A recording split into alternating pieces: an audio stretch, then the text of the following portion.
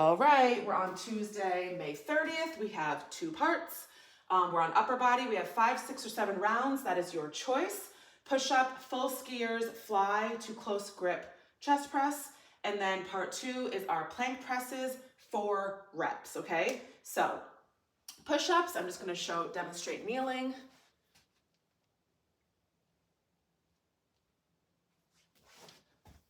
Full skiers.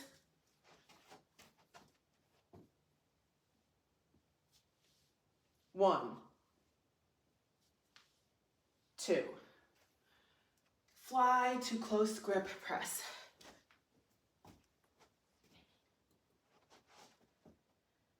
Fly, press. 1. Fly, press. 2. And then part 2 is plank presses. So these are the ones that rip the skin off of your elbows. This is just healing from, I don't know, a couple weeks ago. I mean, I have body that, like my skin scars with every little thing. So my elbows and my knees look like crap from exercise. I'll show you from the side. Up, up, down, down 1, up, up, down, down 2. And you also have to do the other side. So you'll pick how many reps you want. Okay, so push-ups. There's a lot of modifications for push-ups, so if you're somebody who says you can't do them, I guarantee you that you can do them. So I'm gonna go through all the different options. So one of your options is push up off of a height. So with your chair, you can actually try both heights. You can try the seat height, or you can try the top of the seat height. So the top of the seat height, I mean, ideally you want the chair up against a wall so it doesn't slide out in front of you. For visual purposes, it's not against the wall. So if I slam my face, you know what, okay? So it would look something like this. If that's too easy, you can try the chair part of or the seat part of your chair and push up off of the seat. You can kneel off of the seat, which is the easiest way, because that takes the most weight away from you having to push. Then you have kneeling, which most people do kneeling. And I'll describe a little bit more after. And then you have full, which is your high plank position, so you're up on your toes.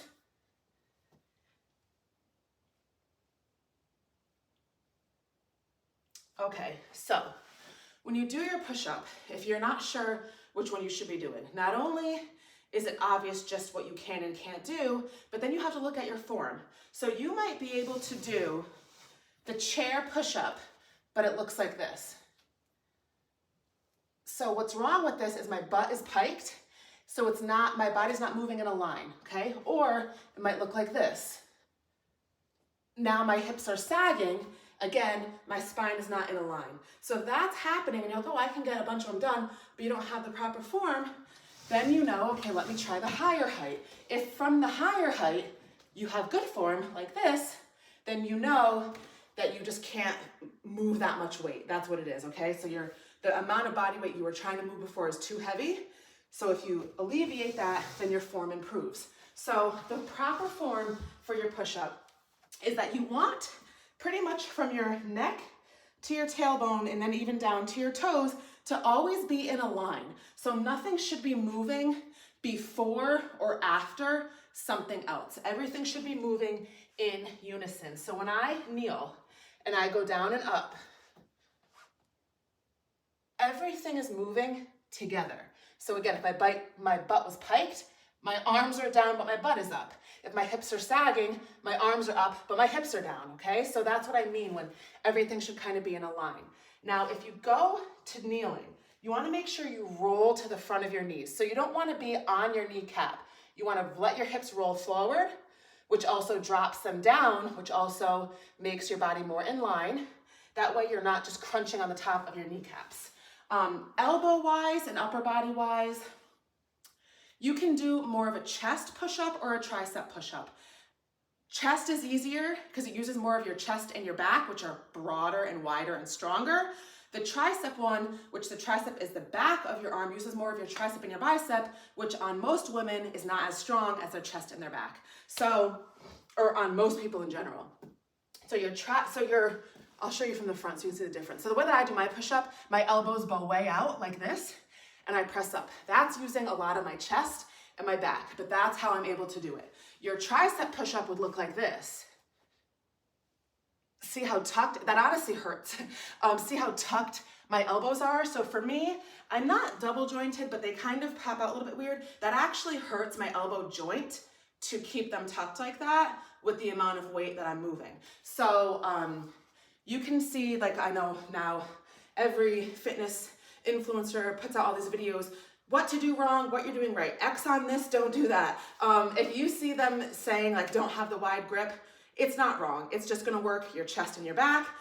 The close ones are gonna work your triceps, which again, if you can't do it, you can't do it. So you gotta do what you can do. Skiers, this one is tough. I'm actually gonna use my baby weights for this. This works a lot of your tricep and your shoulders. So your skier is gonna look like this. You're gonna get into this bent forward position or your bent over position. So your feet are kind of close together. Your knees have a bend.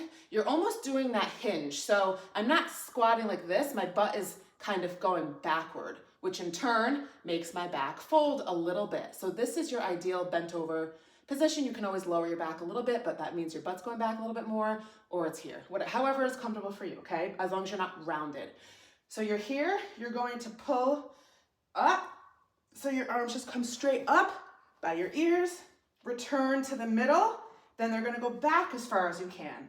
Down, 1, up, down, back, down 2, up, down, back, down 3. So the key to this is you don't want to swing through. You want to make sure you stop in the middle every time. Those are much harder than they look.